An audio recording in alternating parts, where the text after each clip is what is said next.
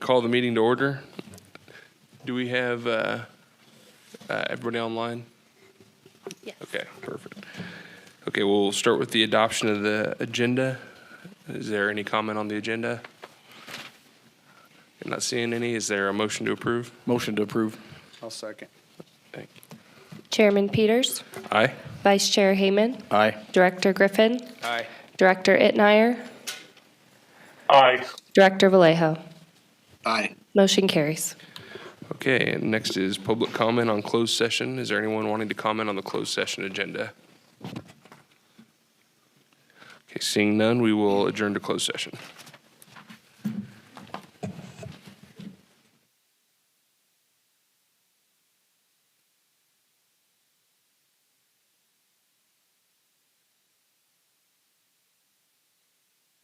Reconvene in open session, and we will begin with a report on closed session from Phil Hall.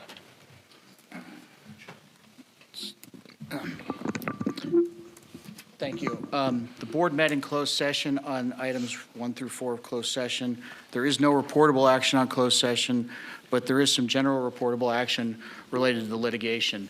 I won't go into the press releases, which have both been put out and people can read, but I do think there is one thing that should come across to everybody who's in this basin and is pumping water.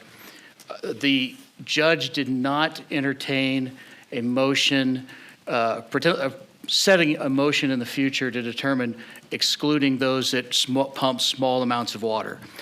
That means there will be no exclusion for them to the litigation, which means if you are not in the litigation right now, if you don't have an attorney, if you're not at the table, your water rights will be determined by the court if you're not there.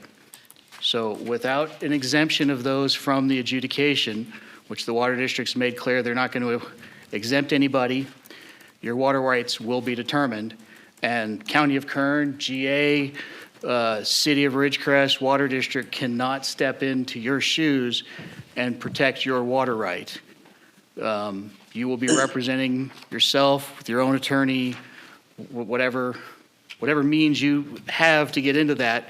With the class counsel not being appointed, your water rights are going to be determined in this adjudication, and they will be determined without you there if you don't step in now. So I believe time for answers for those that have yet to be served or have just more recently been served is about 60 days. Well, probably 45 days from now, but you should really start looking into what your position is going to be and how you wish to move forward if you're a small well owner that has not been into the case yet. That's all. Okay, thank you, Mr. Hall. Okay, our next item is Pledge of Allegiance.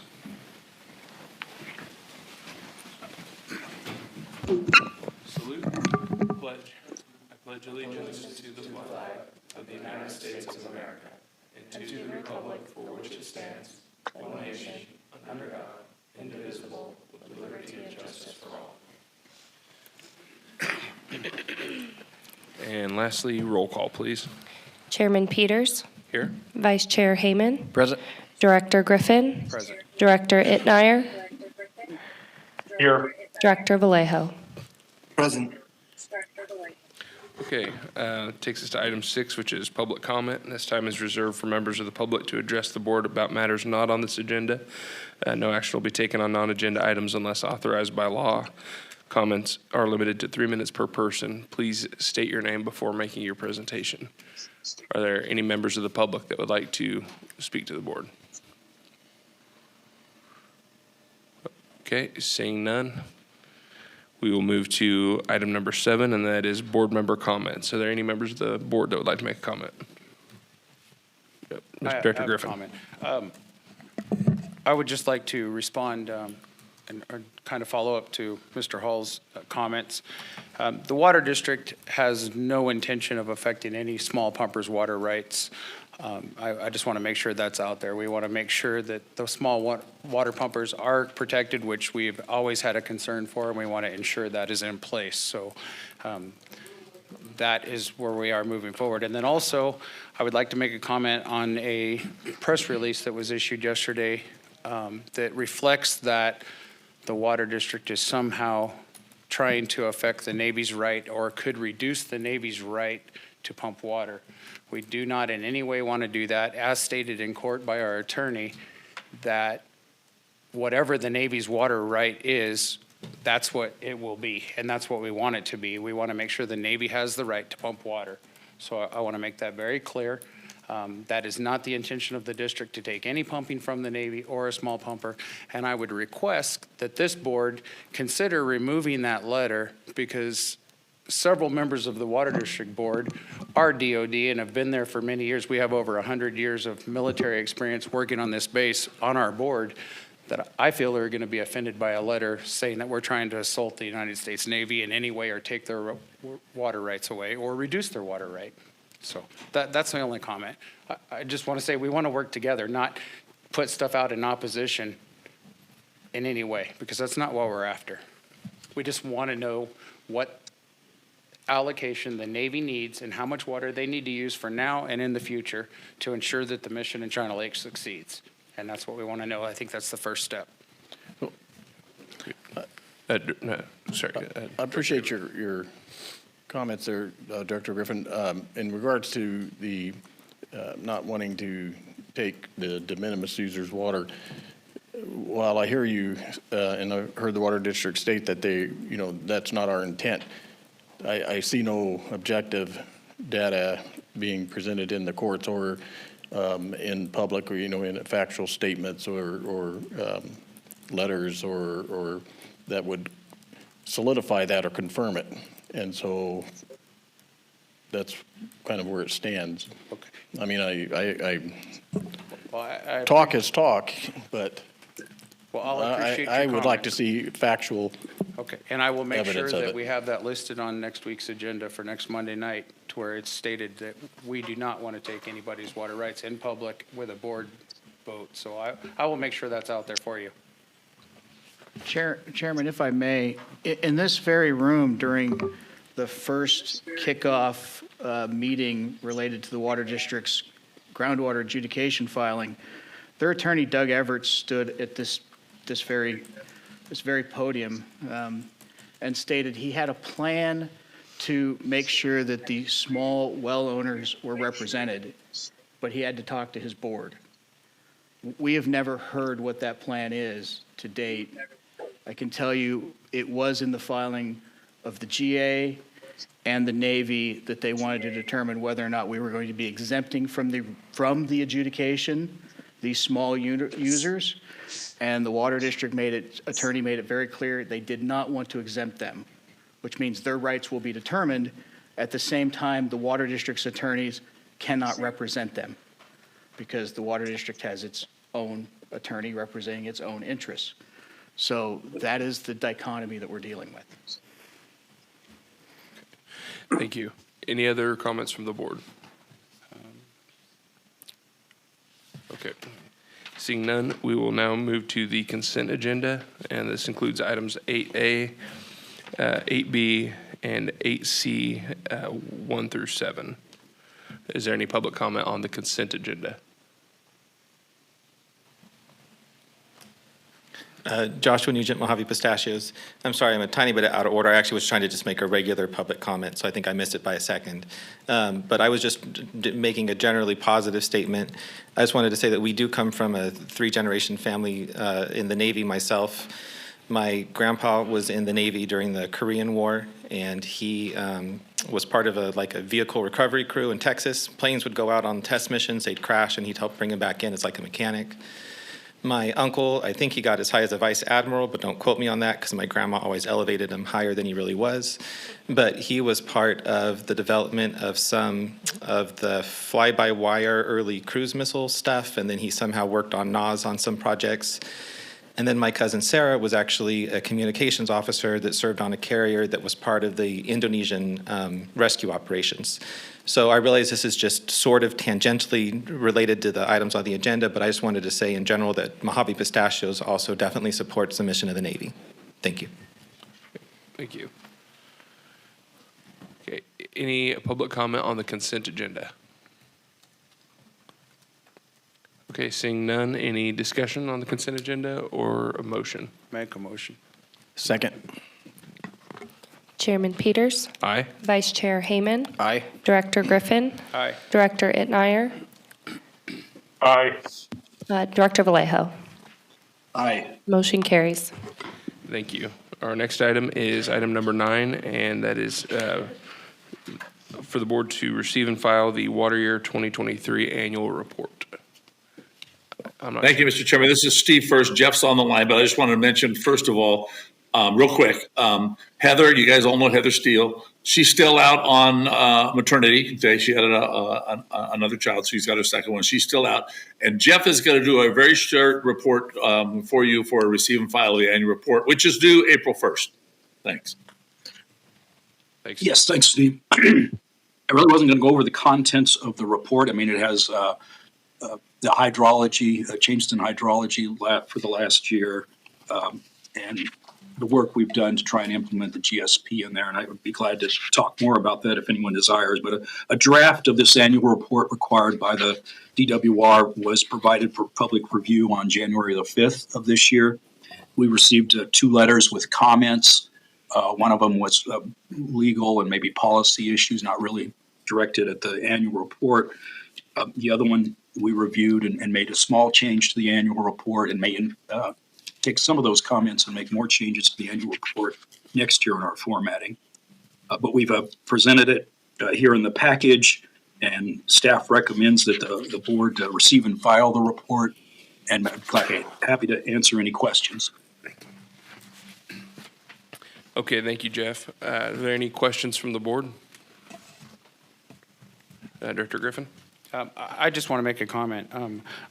I will be abstaining from voting on it due to litigation, but I want to make the statement that I don't feel the most up-to-date science was used in this report, so I would sure like to see us use the updated science with the new evidence that comes into play and use that next time. So, Okay. thank you. Thank you. Are there any members of the public that would like to comment on this item? This is Steve, Mr. Chairman. I just don't, we have not received any comments on the annual report. Okay, thank you, Steve. Okay, I'm not seeing any comments in here either. Since this is just a receive and file, do we need a vote on this? Okay. Perfect. We will move now to item number 10, and that's the Shallow. Chairman, if I may for a second. Steve, I thought we received a comment from Mojave Pistachio on the annual report. Am I reading a previous annual report? No, we received 2 comments. We received a letter from Mojave Pistachio and one from Cyril's Valley Minerals consultant. Okay, I see. Just wanted to make sure we got that correct. There was 2 comments. Yeah, no, we did, and we addressed those in the report. There were minor comments. And I should, for the record, point out again, the Water District has set forth that it has data out there that we would like to include in this report and in the update of the GSP, but it has not been submitted to us. It cannot be verified by us accordingly. And I would also note that at the January workshop at the Water District held, that its engineering consultant, who is actually 2 of the 6 entities, consultants they claim for that, Tim Parker, who both is Ramble and Tim Parker Groundwater, claimed that the information, the data itself was collected in 2017, which means that is data that is already in our GSP. In fact, now they're also claiming it was the white paper is what they're now calling it.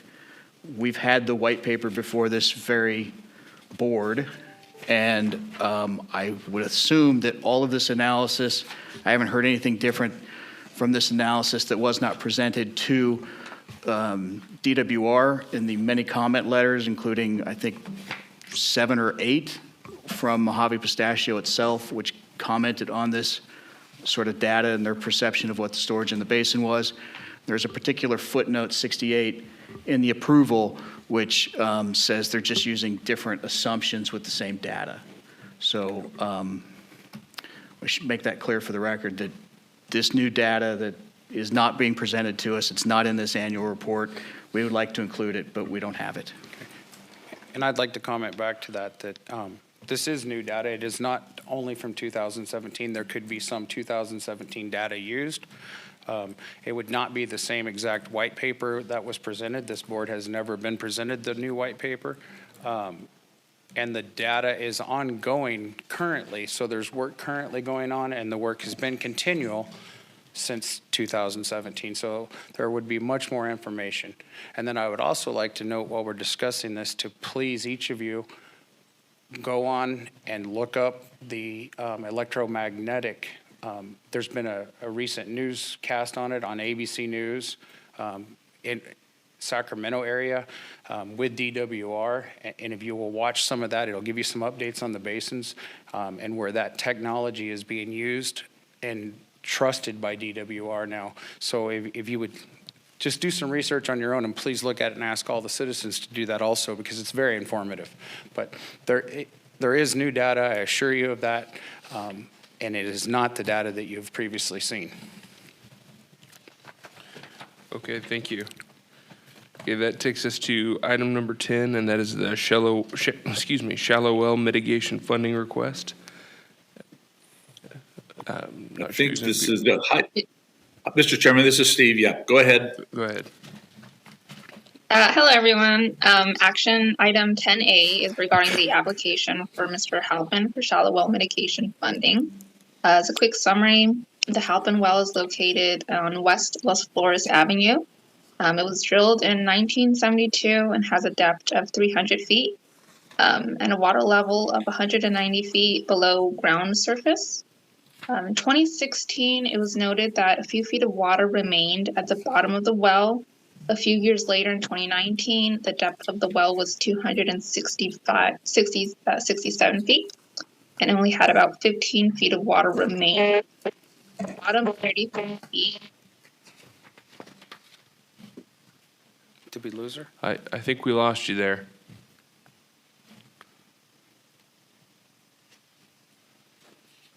Myra or Steve, are you guys still there?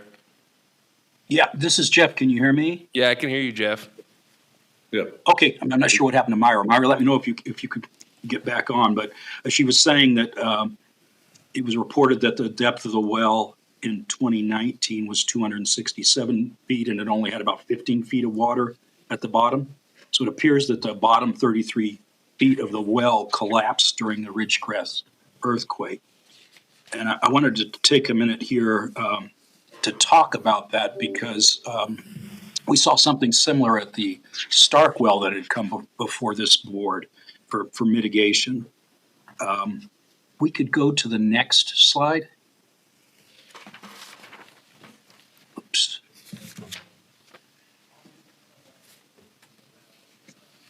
Oh, I don't see the one I wanted. Technically, thought we had another couple of slides inserted. Well, it's not there.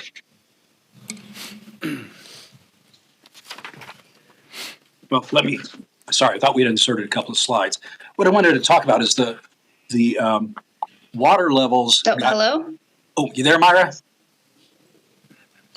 Yep. Oh, we heard you for a minute. Hello, can you hear me? Yes, we can hear you now, Myra. Myra, I was just going to talk about the Hello? the rust there. Yeah, you're kind of cutting in and out.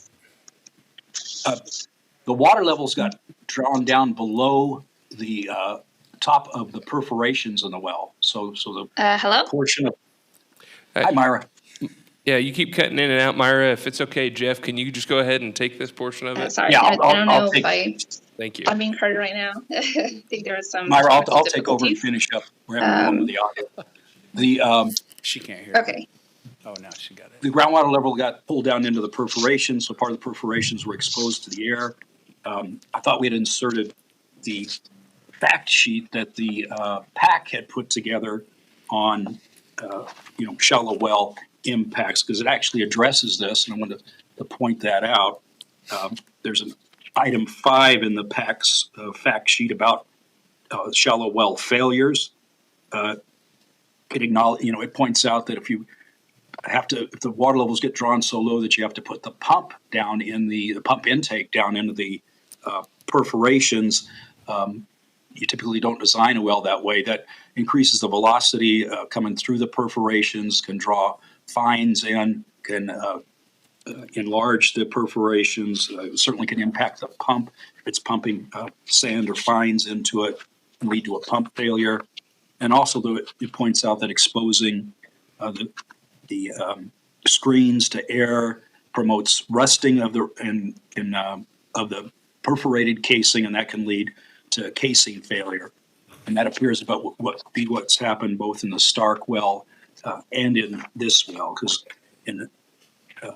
when this well was drilled, the groundwater level was well above the perforations, and that most recent groundwater level, it was down about in the middle of the perforations. So with that, I'll just say that I'm going to summarize that they basically couldn't lower the well any farther, and it wouldn't produce any water at that depth. So it was, the well driller recommended that they replace the well at that time. It's a 52-year-old well, and the policy is that the well owner is responsible for the routine maintenance and typical replacement of a well. So we have been looking at what the remaining value of that well is, not paying for a complete brand new well, but paying what the remaining value of that well is, plus the cost to deepen that well. And that original 300-foot well, the new replacement well, was drilled to a depth of 300 feet. So we've estimated a value of $84 for the incremental cost, and then a residual value of the well of about $10,000. So the board can consider reimbursing Mr. Halpin for $37,996 to mitigate the impacts of declining groundwater levels on his previous well. And that would be our recommendation to the board, and I'd be glad to answer any questions. Okay, thank you, Jeff. Are there any questions or comments from the board? I do have a question because the recommended action number was different than the number I just heard in terms of the reimbursement. The recommended action has a value of $20,289, and then the $10,793 for a total of $31,082. And I just heard a $37,000 number. So I guess just trying to rectify those two numbers. Emergency. I'm sorry. The board item in front of you is the. I'm sorry, Director. We're on the Halpin well, aren't we? Yes, we are. Director Vallejo. I'm looking at the Byerly staff Yes, sir. report, so I'm looking at the wrong one. Sorry about that. Yep. I thought maybe I was looking at the wrong one. Okay, any other questions from the board? I just have a question. Are we going to discuss both of these and vote on each one individually? Are we doing them separate? How are we doing it? Because I do have some comments and questions. I just didn't know if we wanted to have him give both presentations. I think we just take a vote now and then we hear the next one. Yes, for legal reasons, we should do each of them separately. Okay. Then I do have some questions. Jeff, I have some questions. I'm concerned about the age of the well, first of all. If that well was not affected by the earthquake in 2019, he would still have access to pump water, correct? If the well was lowered? That's correct. Oh, okay. So that was my first question. My second question, could we pull up the chart? I think it's figure 2. We discussed the age of the well, so my concern is we had a chart that showed the declining water in his well, but that could be caused from perforations or algae growth, any type of problem in the well, gravel pack becoming where it wouldn't allow water to flow through. But my question is this, looking at figure 2 of this chart, I don't have a problem helping somebody out with their well, and I would like to do that if there's something we can do to help people. But I want to make sure we're doing it for the right reason, not for the wrong reason. But to say that their well is going dry, when if the well had not have been affected in 2019 by an earthquake, which we're not responsible for, the well still would have been functionable and still have water.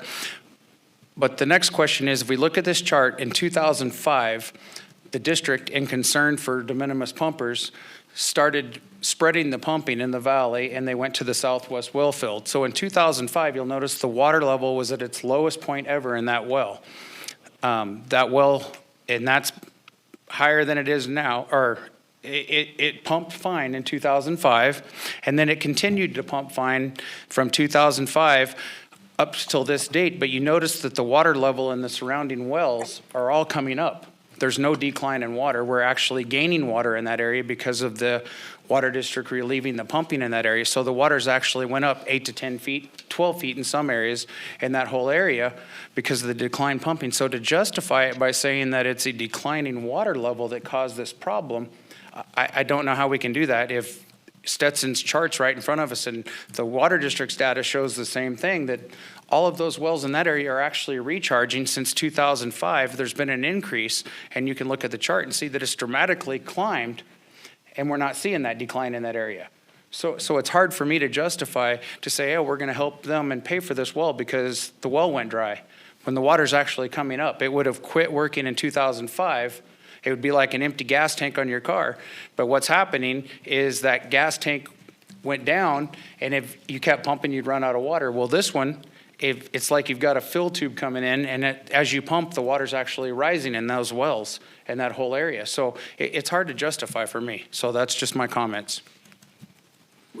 Director, I would, for consideration, point out that if the well level has rebounded, that monitoring well shows there's been a little increase in water levels, but still the water level in the Halpin well was down 62 feet from when it was drilled. If the water level hadn't declined 62 feet, even with the bottom part of the well declining, it would still be pumping water today. And the declining water levels pretty clearly got down into the perforations, very common for that to cause rust and make it susceptible to the earthquake. So the declining water levels had a role in the earthquake, causing the well to collapse. Well, I disagree with that. We have a pipeline that's currently made out of the same steel, and that pipeline had no air, had no perforations, and it cracked in the earthquake also. So, the earthquake had a catastrophic event that happened. So that's my concern. I don't mind helping somebody out, but I have a problem paying for a full well to deepen it because the well would have worked. I would be happy with making a motion for the $10,000 to reimburse them for this well cost, to give them some kind of a support, but to pay for deepening of the well when it didn't need to be deepened because the water district or any other pumpers in the valley pumped the water down. It's because the earthquake happened and the casing broke in the bottom. So if it hadn't have happened, there would still be water in the well, and the water levels are rising in that area, not in his well because the casing could have a problem. And that's my issue. It's on a chart and it's in front of us, so. Chairman, if I may, I'd like to add something from previous discussions we've had on wells related to this and rust. A water well, unlike your pipe, has perforations. Those perforations are holes in a steel pipe. And correct me if I'm wrong, Jeff, these are steel pipes, correct? Correct. That's correct. So the steel pipe is now less dense, more area. When that well, those perforations are exposed to the air because the well levels have dropped, those perforations will start to rust even more. So here's the question. What is the but-for cause? Did my finger push a hole through the floorboard of a 50 Chevy that's been leaking water for 15 years? Or did the leaking water put the rust there, and the rust is the cause why there's a hole in the floorboard?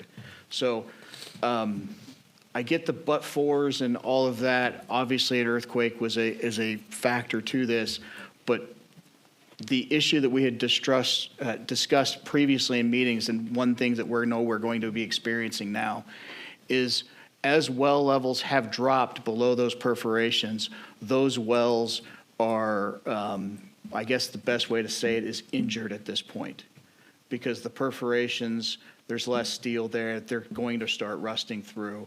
And that was one of the things that this whole mitigation was to cover, was those issues where the rusting perforations was going to cause it. We did not expect water to not be at the bottom of the well anymore. We expected well casings to start failing because of rust.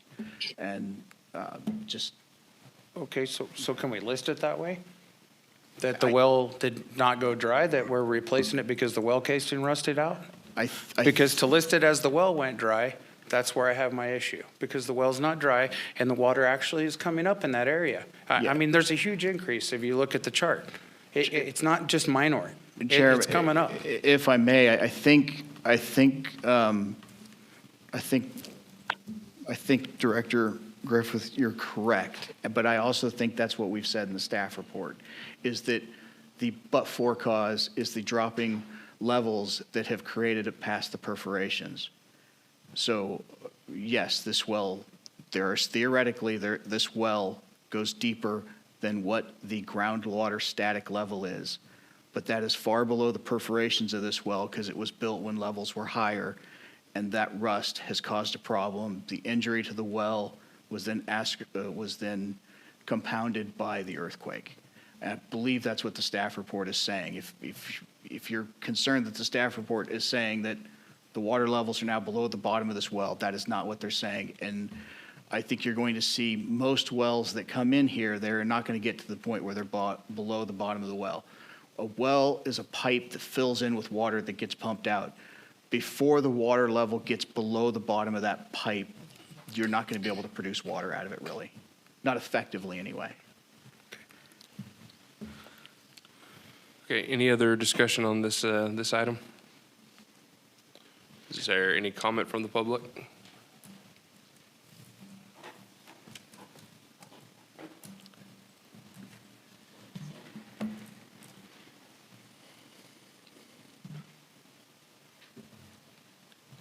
Lyle Fisher, representing domestic well owners on the PAC.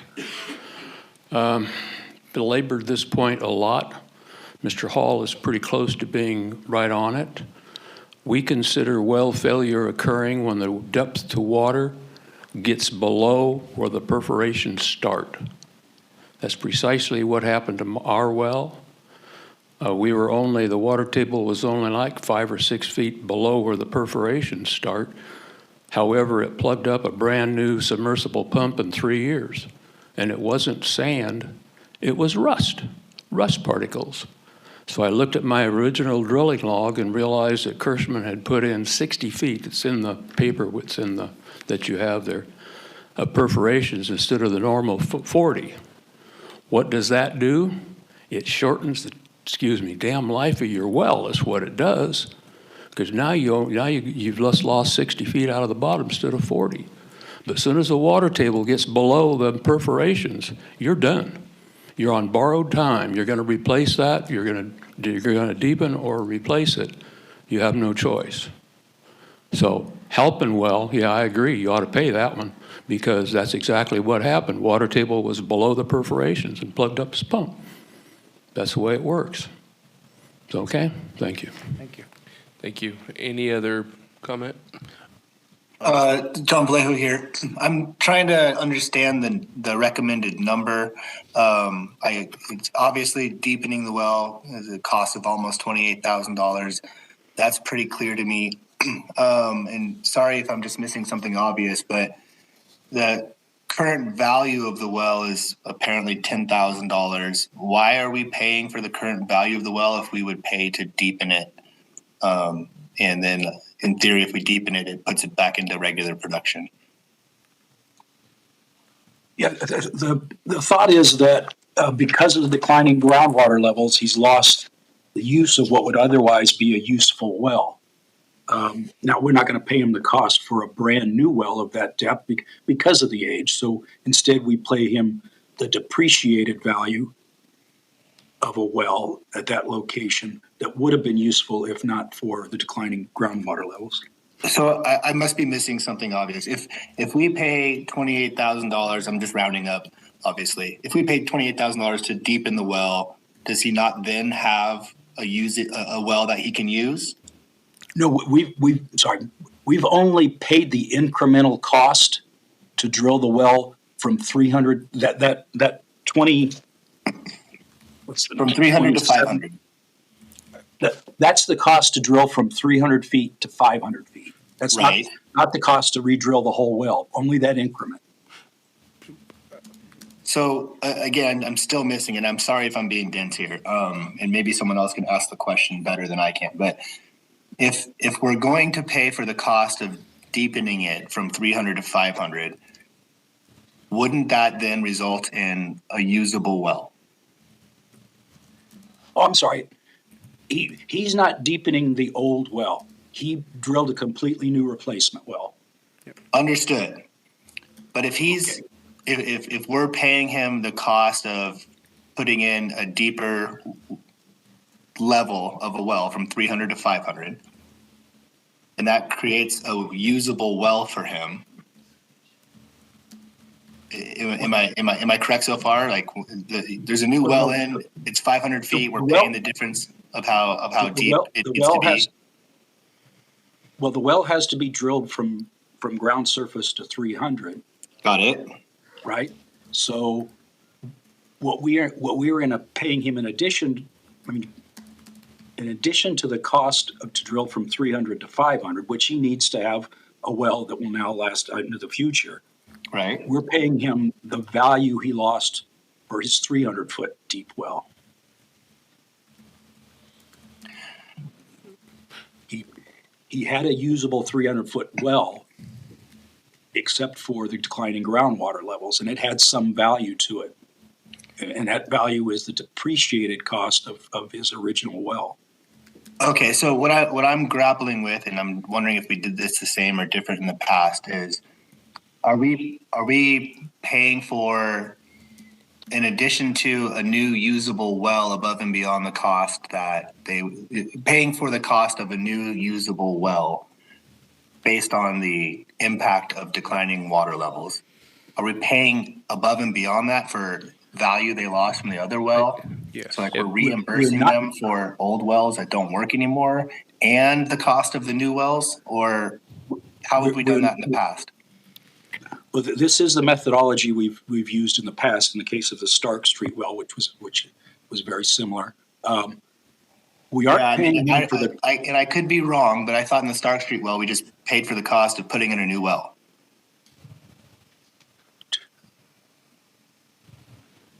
I don't think that's the case. I have to look back at that. We have used this methodology. Maybe I misspoke if it wasn't the Stark well, but we have used this methodology. We did not pay for.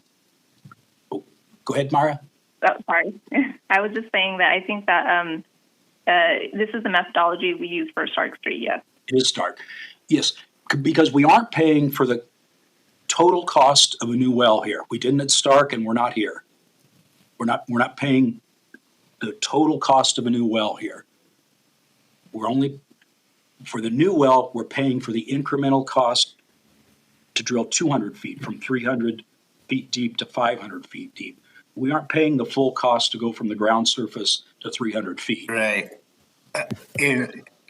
Mr. Chair, you can cut me off if you've heard enough, but I guess what I recall from the past is, and this is no offense to anybody, I'm still genuinely uncertain about what we're doing here.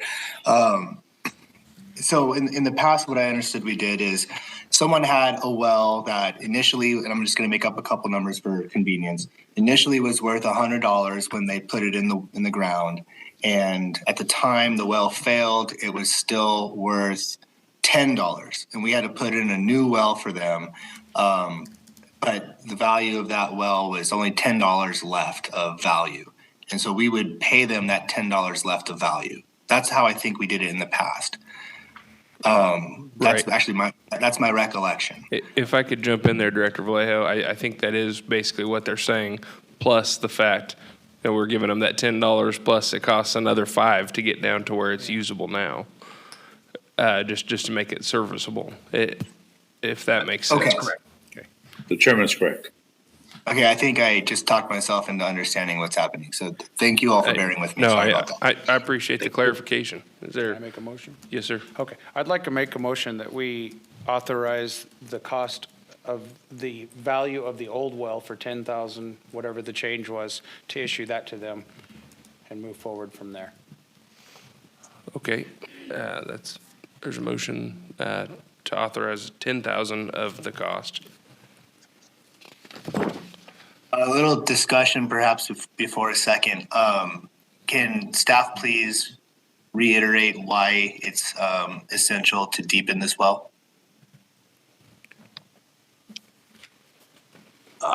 It's a standard procedure that if you're going to drill a well, you need to extend the perforations, and the water level has declined as it has here. You wouldn't drill another 300-foot well in this location because the groundwater levels have declined so much. It wouldn't last very far in the future. It's a standard well drilling to go well below the groundwater table and put your perforations down there so they're not exposed to the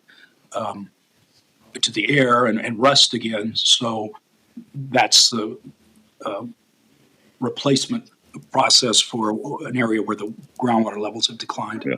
So It wouldn't be prudent to drill a well the same as the one that's existing. They would be back with another claim for not very long. technically, we would not be back because we're actually seeing those water levels come up. So that's the point I'm trying to make. If the well was not broken the earthquake, the well still would have been sustainable to this date. And it still would have been good for infinity as long as his well casing held up. By looking at this chart, because we see since 2005 a steady increase in the water level in that area. That water level has not dropped 1 foot since 2005.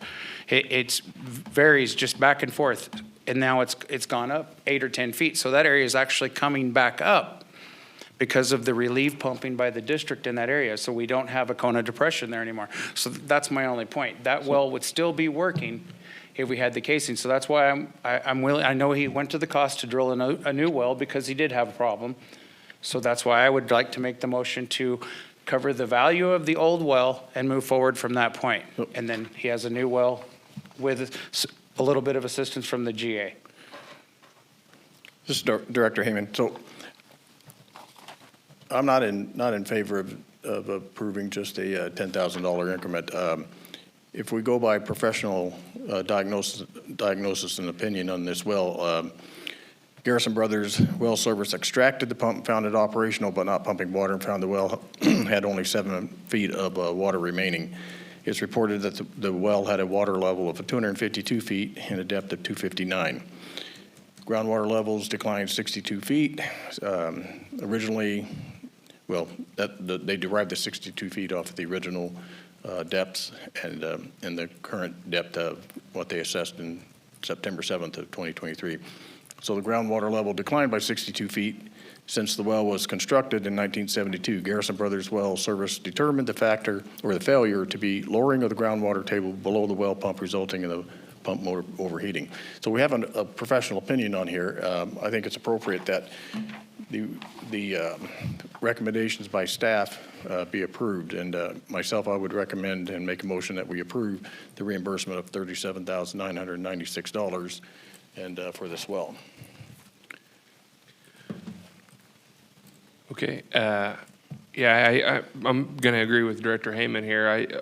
If you look at that, I mean, that's basically what that works out to, 1.1 feet a year and water table decline. And I understand that it's Mr. Chair, I think we should probably just take the first motion and see if there's a second first before moving on to the second motion, just as a procedural matter. Yeah, I appreciate that. Just kind of discussing my thoughts on this. So I definitely see the case being made for the declining water. Whether or not that's the sole factor, I agree with Director Griffin. I'm sure there's other contributing stuff, but the fact remains that's still over a foot a year in decline that we've had since this well was installed. But there was still, then thank you for pointing out, Director Vallejo, a motion on the table. Is there a second to that motion?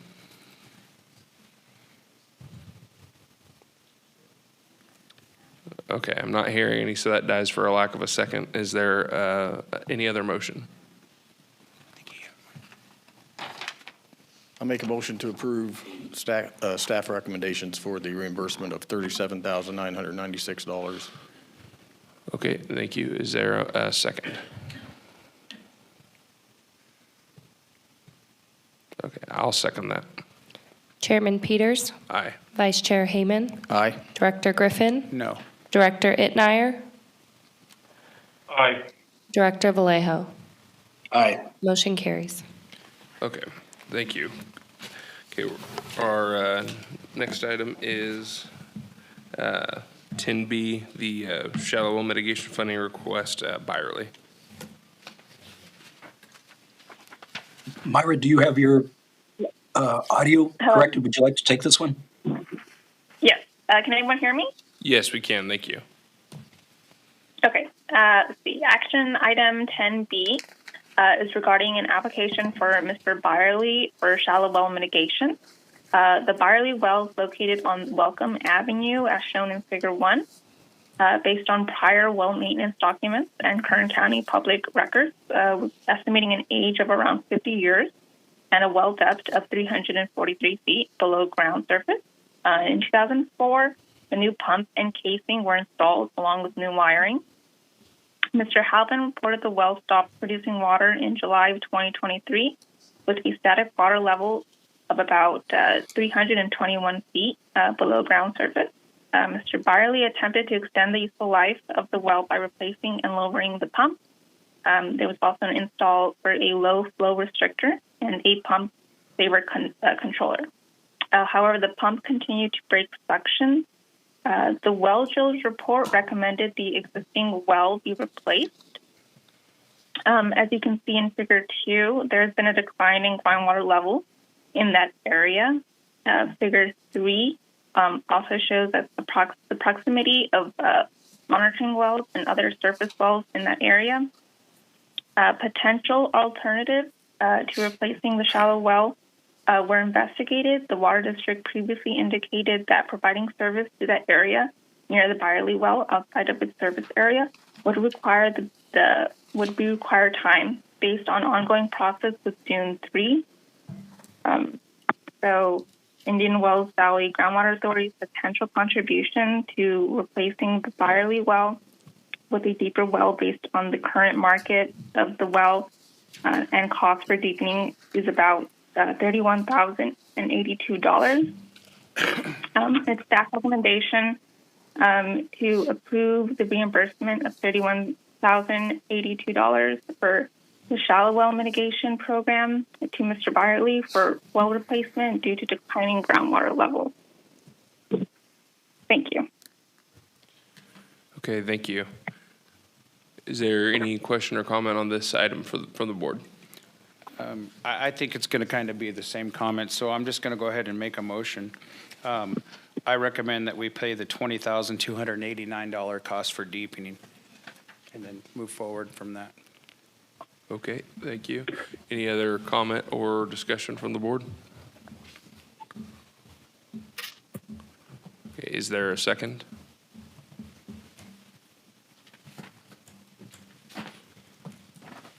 Okay, not hearing a second, so that motion dies. Is there any other motion or comment?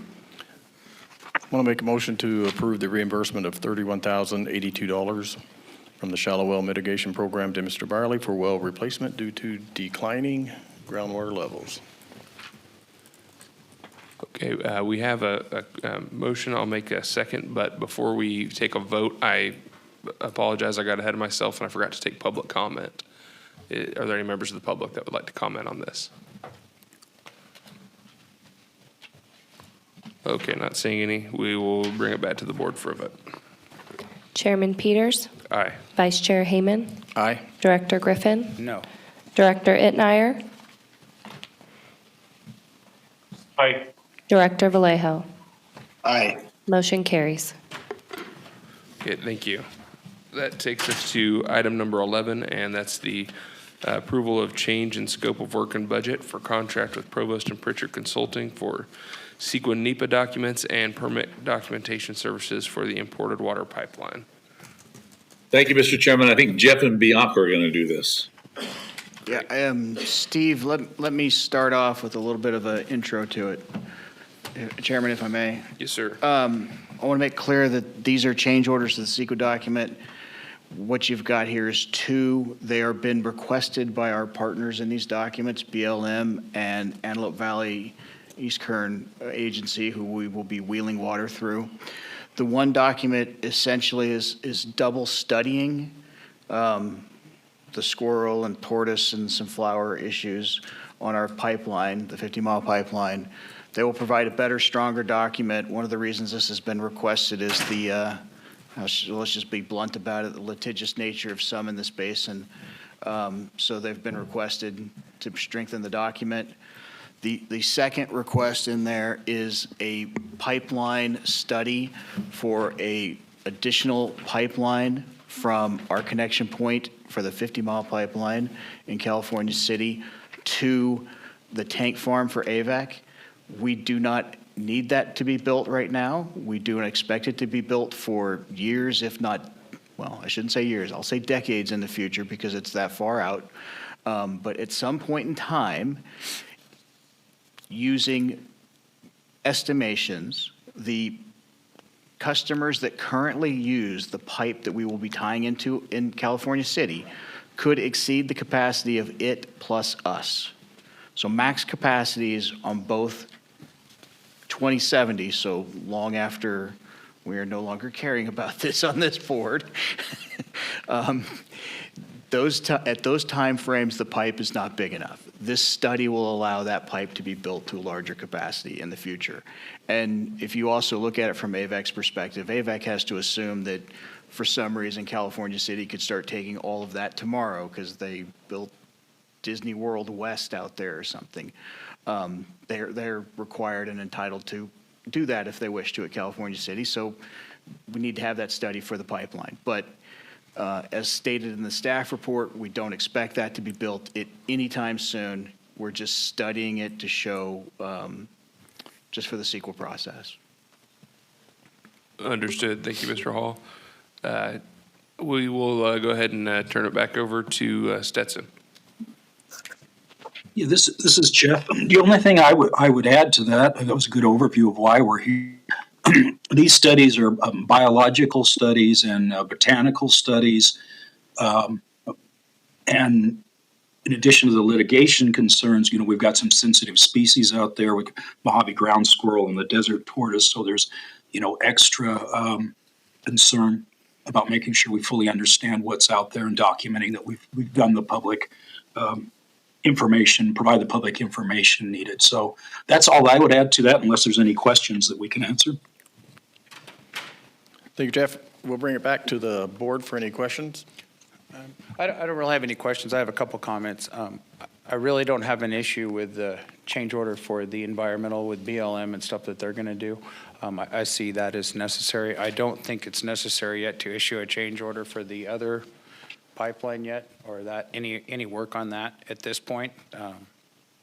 As Mr. Hall said, it's going to be many years down the road. Our grandkids and may be affected at that point, but I don't think we need to spend any more money right now on that. That's my opinion.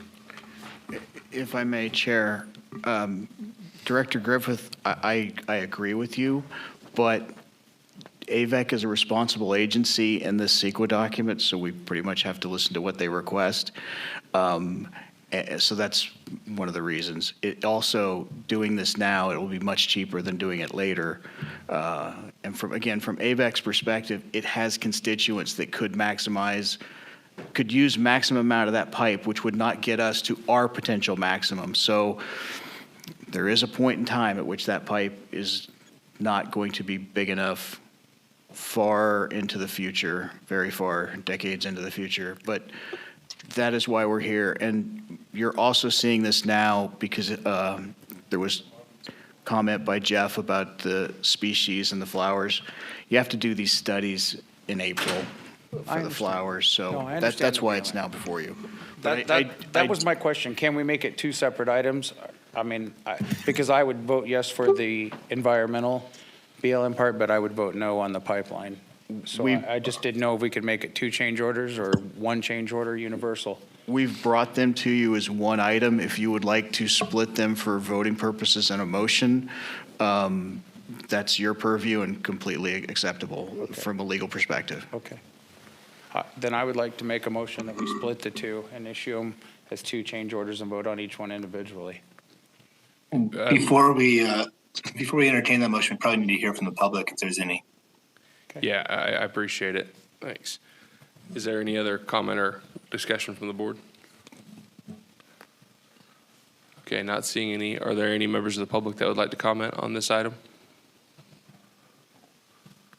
Okay, seeing none, I'll bring it back to the board, and I would just maybe suggest, instead of a motion to split them, I would just say make a motion to approve whichever one you'd like to start with, and then we can take That's the what next I item. asked Mr. Hall, and he said we couldn't do that. I had to make a motion Oh, to split gotcha. them. Well, you could make a motion to approve just the BLM aspect, as long as the motion wasn't to not do the other part of it. If you were making it clear your motion is only for the BLM and it is not a rejection of the AVEC issue, that would be fine legally also, because it leaves the AVEC open. And then you guys would vote, we'd do another vote on that. Yeah, Okay. you're effectively splitting them that Okay. way, which is. Okay, then I make a motion that we approve the change order for the BLM part of the contract work. Okay, thank you. Is there a second? And not I'll affecting the, I'll second it. Chairman Peters, Aye. Vice Chair Hayman, Aye. Director Griffin, Aye. Director Itnire, Aye. Director Vallejo. Aye. Motion carries. Okay, thank you. And then I would also entertain a motion or discussion on the second portion of this item.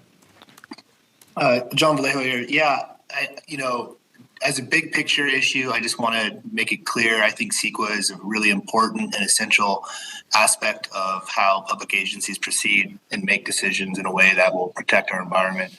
But I've also seen how CEQA can be misused in court and used for purposes other than protecting the environment. I think in addition to the substantive merits of the request and the potential and the foreseeability of this being a part of this project, even if not an immediate part, but a future part. The value of adding this study to avoid having to redo our CEQA process because of a challenge against our CEQA document for not doing this study, I think that by itself, ignoring the substance of it, that by itself is probably worth the cost of approving this. So for that reason and for the substantive reasons of future costs and actually making sure we're not going to impact the environment in a negative way, or we're going to mitigate any such impacts from this potential foreseeable aspect of the project, I would make a motion that we approve this request as well. Thank you, Director Vallejo. Is there any other discussion or second? I just had a question for Director Vallejo. So essentially what you're saying is if we push and we vote yes for this now, we get the CEQA approved, it doesn't have to be for this project, but it would be approved if we move forward later at a later date. So is that what you're saying? Yeah, we're essentially doing the work required for CEQA if and when this project goes forward, and we're doing it now. And we're also hedging against a lawsuit, which I think we should all expect. I don't know if it's obviously can't guarantee what's going to happen in the future, but I think we should expect a lawsuit on this project, the big picture project. And the litigants would throw anything and everything they could against the wall to see what would stick and make us have to start all over again, which would be bad for the basin, bad for the constituents, and bad for our mission here. So the fact that this is a conversation ongoing with the agencies involved, that this is a foreseeable aspect of the project that could happen, we're going to want to avoid piecemealing arguments and those kinds of things. Okay. Thank you. Any other discussion or second to that motion? Chairman, if I could add just a quick, to answer Director Griffith's question also, because you'll have the CEQA document ready, this project would in many ways be considered what's called shovel ready when you go to grants. So it makes it easier for AVEC to get a grant for that pipeline. That's really what they're kind of considering is Yeah, putting that on us. I understand that. At this point, I'm not ready to endorse the pipeline project, so that's why I'm concerned. You know, I don't want to end up costing more money in the future, but I also want to go on record as being that I'm in support of the pipeline, because at this point, I don't feel it's the best thing for this valley. So I'm torn on that. So that's why I wanted to get clarification from Director Vallejo, just to make sure. Fair enough. Is there a second to that motion? Second. Chairman Peters, Aye. Vice Chair Hayman, Aye. Director Griffin, No. Director Itnire, Aye. Director Vallejo. Aye. Motion carries. Okay, thank you. Okay, that brings us to our Water Resource Managers Report, and I'll turn it over to you, Steve. Great. Thank you, Mr. Chairman. And good afternoon, everybody. Happy Good Friday. Got everybody working on Good Friday. That's good. So I'll try to do this fairly quickly. We got a lot of information. Again, the Water Resource Manager Report is a written report. It's in your packet. We do have some good news. For the grant funding for Prop 1, we did get some money, not a lot, but we got almost $30,000 on our invoices. These are trailing invoices that have been being processed with DWR. The Prop 1 stuff is pretty much done, but we still have trailing invoices. We also have about $220,000 we're waiting for DWR on, and that money is related to the retentions, the 10% retentions on invoices that have already been approved and paid. So there's no question we're going to get this money. It's just a matter of when, and it's just DWR processing. Sometimes it goes real smooth on the invoice that we submit. Sometimes they send them back, and they want some I's dotted and T's crossed before they will actually send the money. So that's where we are there. For the implementation grant, round one update, the implementation grant, we do have some good news. And with Carol actually reported the other day that we finally have DWR approval. There's a lot of money. We've been reporting well over $2 million that we're waiting on reimbursement. This is money the authority has spent for work on the implementation of the pipeline project. So we've got 3 invoices that now have been approved. So we're just waiting for checks, and it totals almost $2.3 million. So that's actually very good news. Actually, it's more than that. I'm sorry. I just flipped the page, and there's another $600,000 on this side. So it is closer to $3 million that have been approved. I didn't see it on the other side of the page. Under the Urban Community Drought Relief Program, which we are calling the consolidation grant we're working on. As you know, we've reported that the grant is fully executed. We are working through it. We actually had planned for a presentation, a summary presentation, a briefing overview of the grant and all the details related to the grant. We're moving that to the April meeting, so you will see it then. But as of right now, things are moving forward. There is coordination. I think there's good coordination between the authority and the water district related to consolidation of systems, primarily into the water district. Water district has projects underway. They have some issues on grant funding, and if the grant funding is insufficient to complete the projects, which we are hearing, and we're trying to work with them on that any way we can. With this grant funding, we have a list of projects that we are priority projects that we've shared with the water district that the authority would like to look at. Making progress with DWR representatives. We do have, I don't think it's set yet. We've got tentative dates for a call with DWR to get full clarification on what exactly we can and cannot spend this grant money on. And one of the primary focuses here is whether or not there is an ability for us to, with this grant money, assist the water district in some of their consolidation work to keep it going forward. So that's what's going on. We'll have more to report at the April meeting, including an update on that work and a briefing on the grant itself. Let's see. We haven't gotten any information yet on the Infrastructure Resilience Sustainability Program, a grant. We have an application for almost $3 million. We're told we'll get word back on that in the spring. We're there now, so we should be seeing something. As part of the written report, we do provide information on our work on the implementation project, the pipeline project. You'll see a section on the imported pipeline project, the design services, a little summary of the work that's been done since the last time we reported.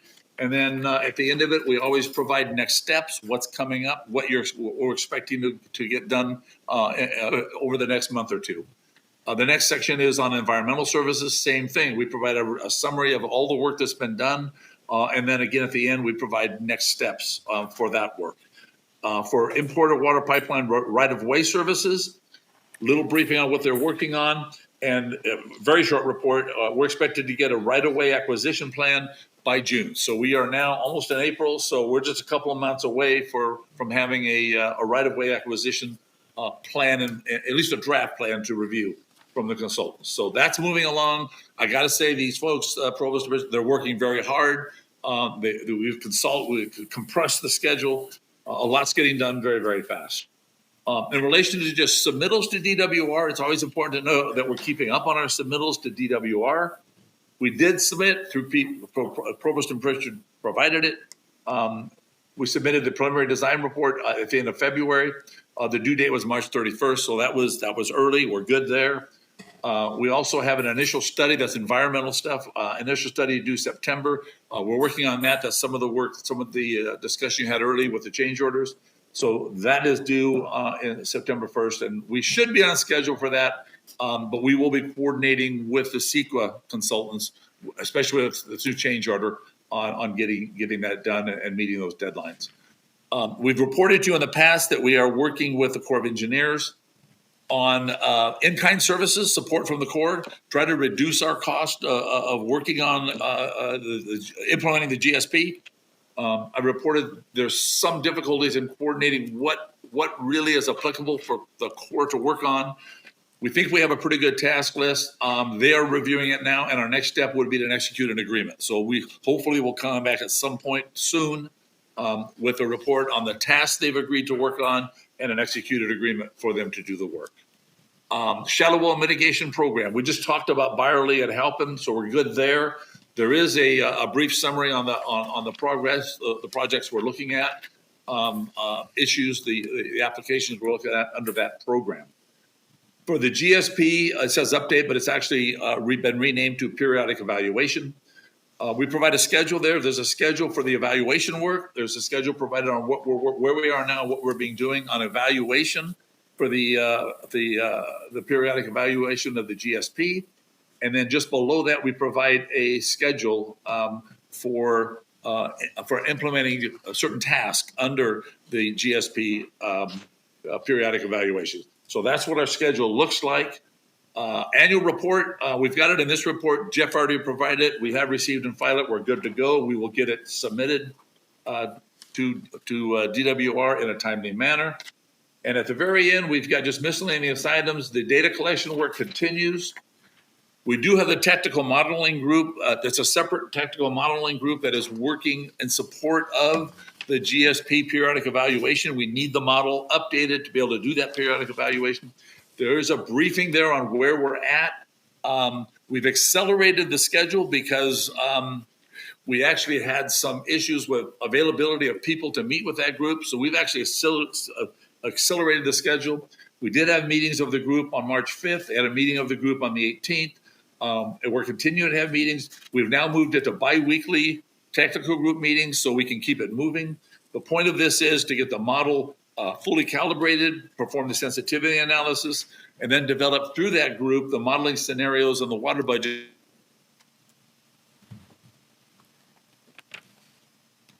Lastly, we do have the Navy COSO Navy project over in Rose Valley. The reimbursement of the first well is being processed right now for the first monitoring well. We're working with staff to get that done.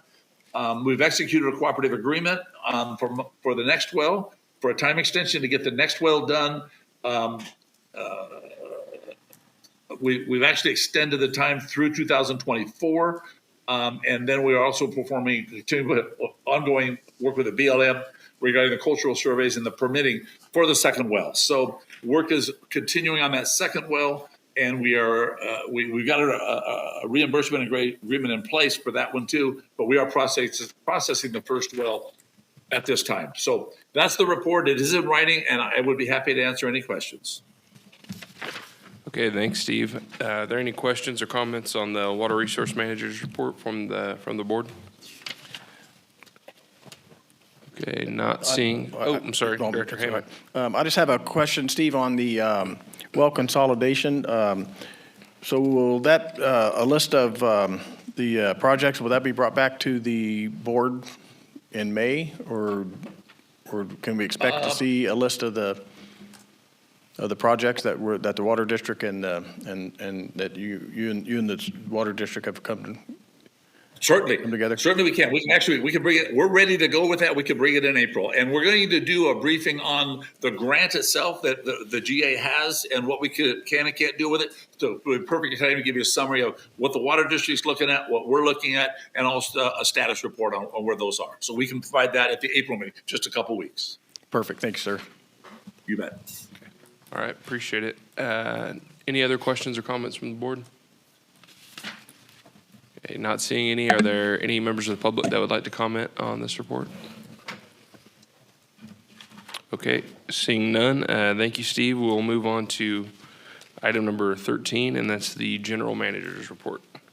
Thank you, Mr. Chairman. Hi, thank you, Mr. Chairman. Very brief report from me. Your financials are in the packet. It's actually a year-end update, and February accruals are included. So those figures are there for your review. Also, just a really brief update on the C&E plan. We're still working on improvements to a new website, as well as the new components that will be part of that website. We're going to be excited to unveil that here in the near future.